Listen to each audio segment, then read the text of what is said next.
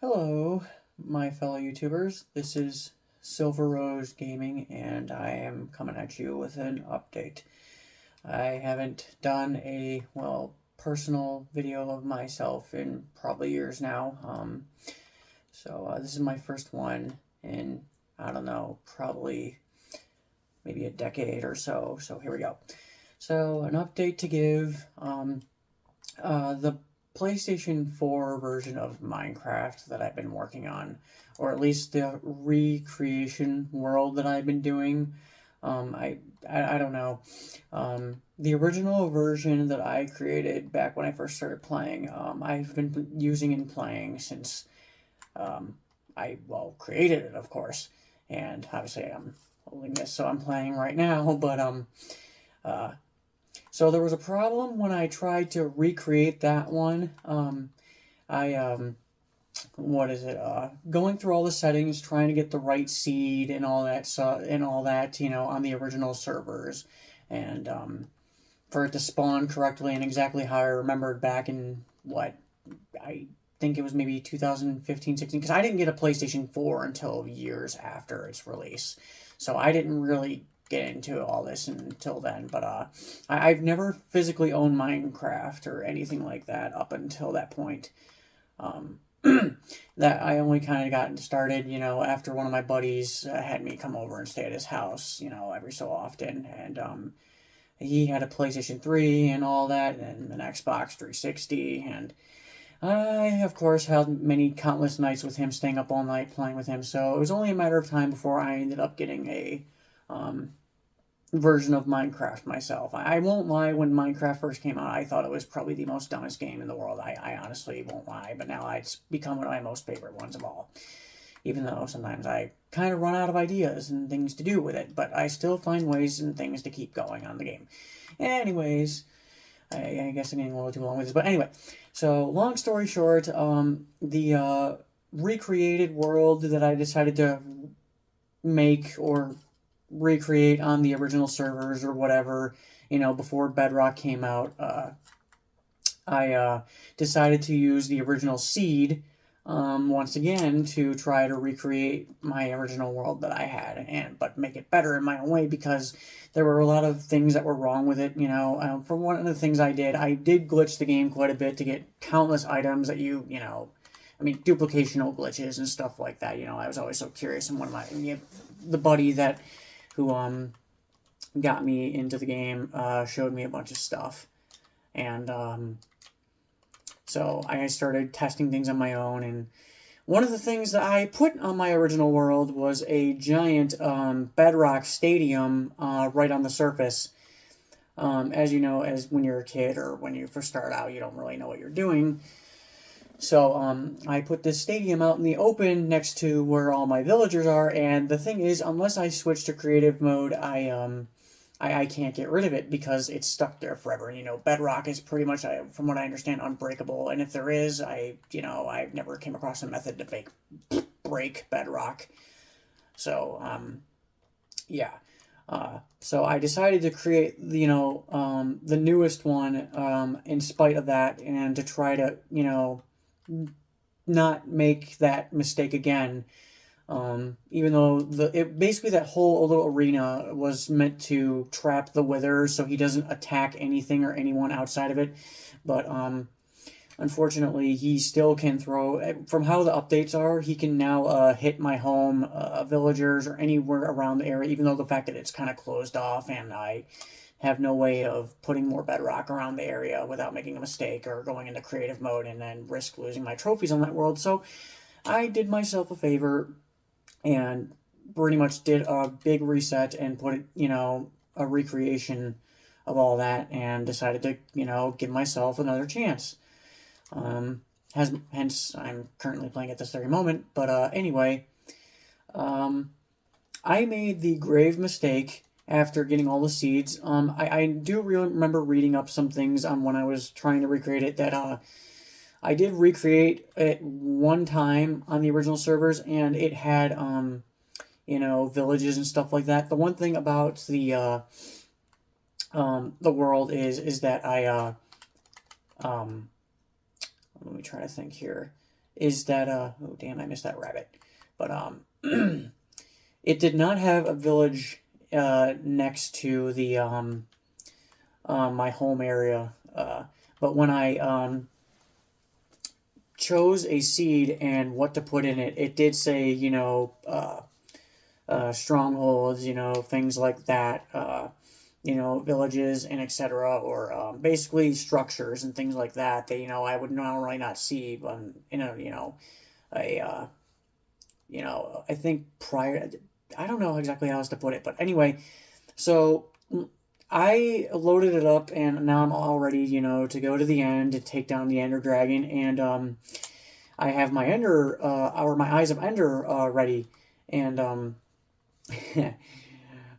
my surprise, I tried to throw an Eye of Ender and it wasn't working. And mind you, I'm playing on straight up survival.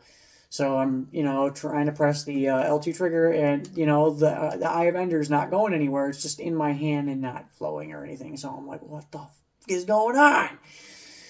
So, needless to say, I made the grave mistake of making the settings to where Stronghold will not spawn in my world. So, yeah, I had to bring over that particular world into the modern version of Minecraft, or as we all know, just Minecraft, or Minecraft Bedrock Edition. Can't speak for the life of me. Minecraft Bedrock Edition. So I, as soon as I started up Bedrock Edition and brought the copy of the world over, sure enough, I threw my Eye of Ender and a stronghold spawned.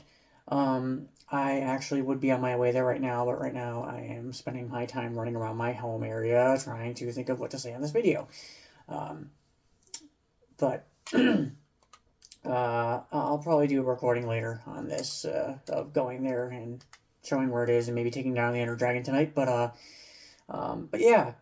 So, I had to bring the world that I was working so hard on that I honestly, in my personal, mind, I honestly would have loved to stay on the original servers that the saving was on, and I had every intent of taking down the Ender Dragon that way and then going to the end, finding my Elytra, being, and then the end, the story, happy endings and all that, good times, but to basically be denied that and having to bring, my world over to the modern version of Minecraft kind of disappointed me a little bit, because I wanted to beat it on the original version like I originally did on my original world. See, the weird thing is, before Bedrock, mind me fidgeting with my hair, but I originally had a stronghold. I don't know when I created it, but it's like, I remember specifically when my friend and I were looking for it, and we found the stronghold, and on here, it didn't have it. And I remember specifically my original world having one, despite, the fact that I don't even remember the exact settings that they were on when I first created it. But this one didn't have it, so, excuse me. But I figured it out, and I had to, it was either that, bring it over to the Bedrock Edition, or completely starting a new seed and a reset of the world, and there was no way in hell I was doing that. So I just brought it over to the modern server in Bedrock and decided to just do it that way.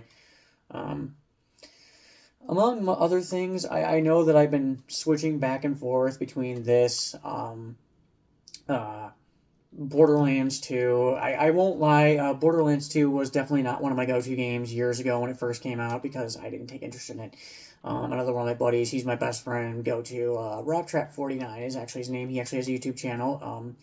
He's a great guy and all that. But anyway, he got me into Borderlands 2, and I think I've gone further than what he originally was expecting, because he wasn't really expecting to do, the world's most hardest mode in the game.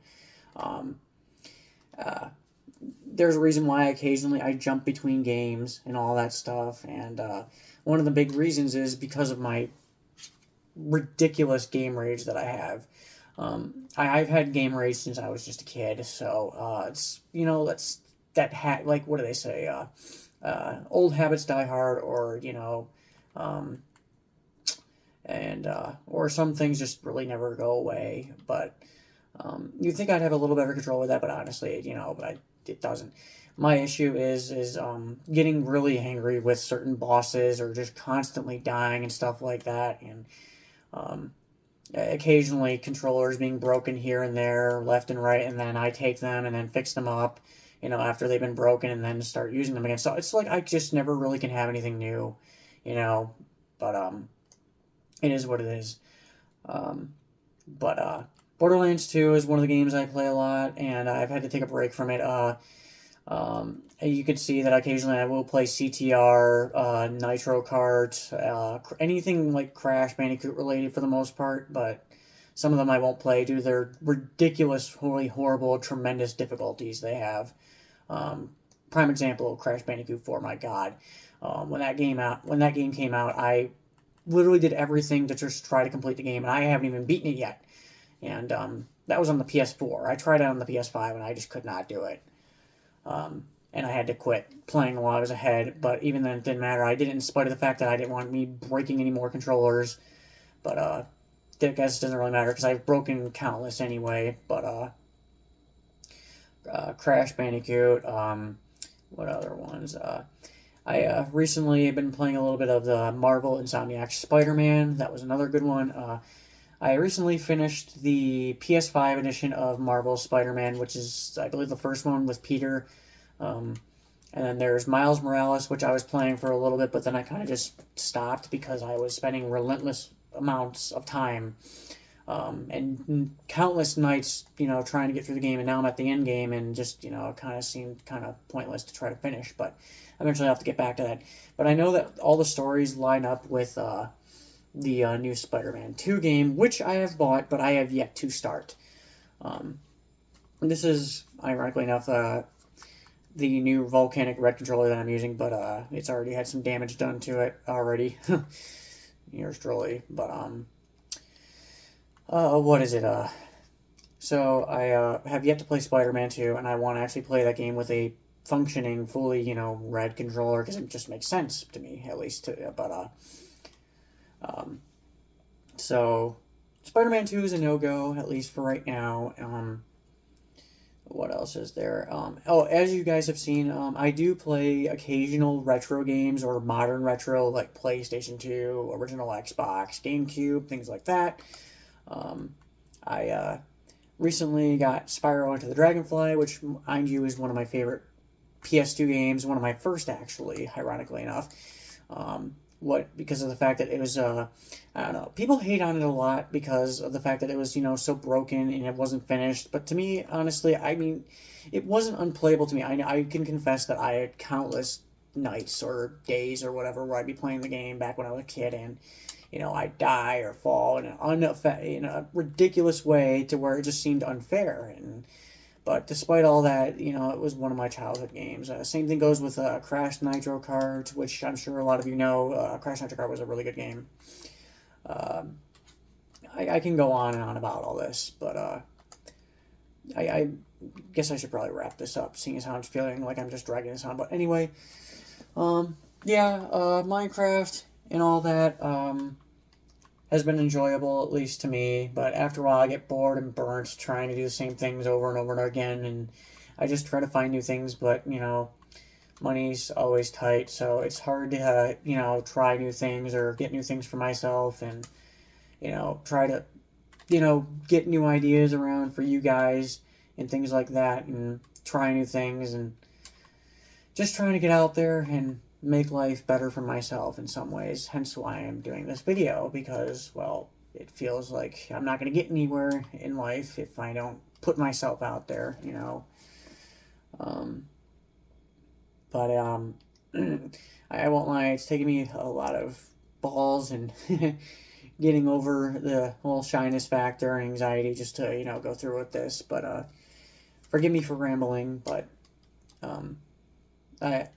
I enjoy the comments occasionally that I get, but forgive me also if it seems like I act a bit rash when somebody, like, it seems like they're pestering me. I mean, you can't really see somebody's face through a comment, and then you imagine, just like, if you can't, like, it's hard to really picture somebody and how they're talking to you and then not get irritated or mad. And I will confess I do get a little irritated, a short fuse, if you will, but I I try not to lose my temper too quick, but it's really hard, and I'm just trying to do better with it. But needless to say, I appreciate you guys and your info whenever you have something that you're interested in. You want me to play or do a recording of. But unfortunately, my recording equipment is not the greatest in the world. I mean, I have an old Windows 7, computer, and I mean, I've seen people who take in old things and make them work like they're modern stuff, and I tinker with stuff every so often, take controllers apart just to see how they work and, what's in them, just so in case something breaks, and then I can try to fix it. I don't have any soldering skills or anything like that, so I wish I did, otherwise I'd be, taking controllers apart and repairing their analog sticks if they was having, drift issues and things like that, but I have yet to really do that because I don't have that type of adaptability on that scale just yet, but I'm trying to learn about it. But anyway, I think that just about does it, to be honest.